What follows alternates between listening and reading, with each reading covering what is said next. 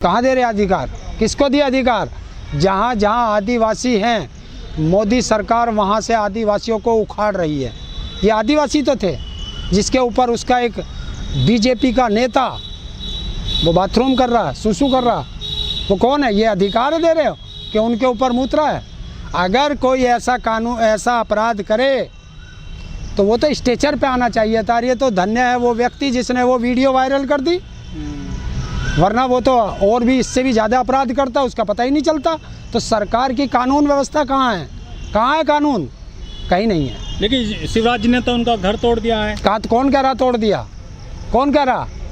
ये जरा सा टीन सेड है, उस पर जरा सा सूंड सा मार दिया, टूट गया टीन। घर तोड़ के दिखाओ। अरे NSA नहीं लगानी थी, वो सीधा स्ट्रेचर पे आना था ताकि आगे से कोई ऐसी बदतमीजी कर ना सके। लेकिन वो पैर धो रहे हैं शिवराज जी उसके परिवार के। ये तो ड्रामा करना है।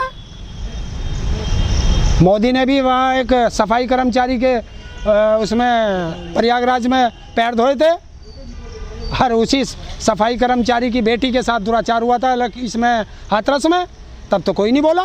विश्वगुरु ऐसे बनेगा क्या? देखिए, क्या विश्वगुरु और क्या नहीं विश्वगुरु, अभी हमारे देश के अंदर शिक्षा का बहुत अभाव है।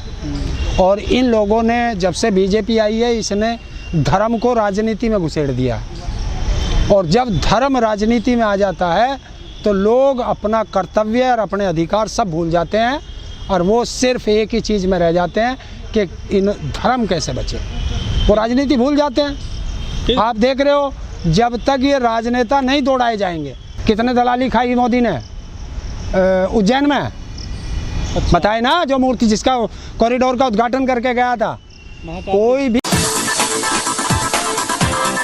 मूर्ति या कोई भी किसी भी देवी देवता की तस्वीर जब बनती है तो वो इसलिए बनती है कि पता नहीं ये कितने वर्षों तक ये रहेगी, और वहाँ खोखली बना रखी है। और वहाँ का DM कह रहा है कि केवल इनकी लाइफ ही 10 साल की गारंटी की थी। तो बताइए, 10 साल की गारंटी के लिए कोई तस्वीर लगती है कॉरिडोर में?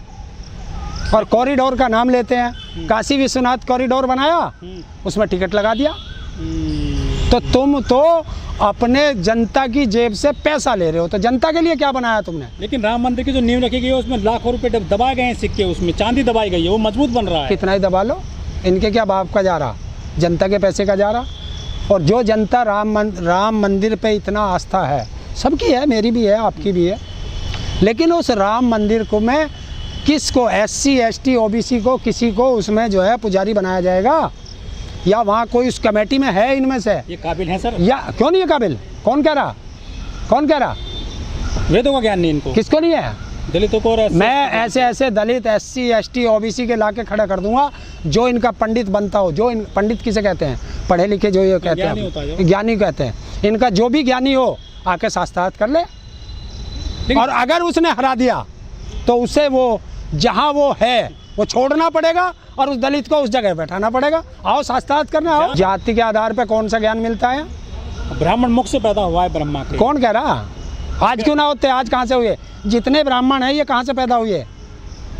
वो ग्रंथ कहते हैं मुख से पैदा हुए। अरे मैं कह रहा हूँ कहाँ से पैदा होते हैं। अगर मैं पहले मुख से पैदा हुआ तो आज मेरा परिवार मुख से पैदा क्यों नहीं हो रहा? बताओ ना। ये सब बेवकूफ़ है, अंधविश्वास फैला रखा है इस देश के अंदर।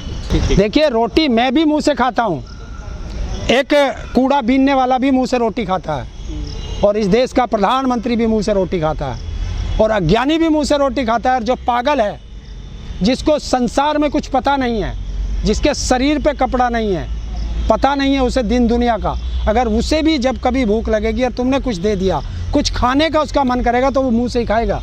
तो कैसे? इतना ज्ञान तो सब रखते हैं। ये इन्होंने देश को अज्ञानी बना दिया, मूर्ख बना दिया, और पाखंडवाद में धकेल दिया। इससे देश को बचाना है। लेकिन धीरेन्द्र शास्त्री तो बड़ा जो है काम कर रहे हैं समाज के लिए, देश के लिए। क्या कथाएं कर रहे हैं? वो हनुमत कथा कर रहे हैं, दिल्ली में आज कथा चल रही है। तो कथा से क्या हो रहा भाई? ज्ञान मिलता है लोगों को। रोजगार मिला किसी को? मिलेगा रोजगार। धर्म तो मजबूत कर रहे हैं। काहे का धर्म मजबूत कर रहे हैं? धर्म देखिए, फिर बार बार धर्म मजबूत। देखिए, कोई सा भी धर्म हो, कोई धर्म हो, हिंदू हो, मुस्लिम हो, सिख हो, ईसाई हो, बौद्ध हो, पारसी हो, कोई धर्म कमज़ोर नहीं है। जिस दिन जनता ये सीख जाएगी जिस दिन जनता के मन में ये आ जाएगा कि कोई धर्म कमज़ोर नहीं है, उस दिन इन पाखंडियों की दुकान बंद हो जाएगी। अब दिल्ली में लग रहा है कैंप, हाँ लगेगा। आप जाओगे उसमें? किसके? मैं पाखंडवाद में नहीं जाता। उस पाखंडवाद को मेरे सामने ले आना जिस दिन चाहे। अगर वो मेरे सवालों का जवाब दे दे तो बता दियो, वो बहुत पर्ची लिकाड़ है, ले आओ मेरे सामने, बैठा दो। अब तो नज़दीक है आपके, जा सकते। मैं क्यों जाऊँ? जरूरत मुझे है उसे। लाखों लोग जा रहे हैं सर। अरे जिसकी बुद्धि खराब होगी वो चला जाओ। महिलाएं जा रही हैं, डांस करती हैं क्या? हाँ तो यही से जाएंगी, फिर वहाँ से भाग जाएंगी। जैसे यहाँ से गाजियाबाद से वो भागी थी आसाराम के यहाँ से, बम्बई से आई थी एक लड़की अपनी माँ के साथ और यहाँ से भाग गई। मतलब अरे अपने यार के साथ भाग गई।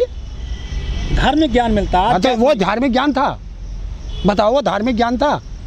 तो इनको देखिए, ऐसे बाबा को हवा पानी कहाँ से मिल रहा है? नेताओं से। इनकी दुकान चलती है नेताओं की।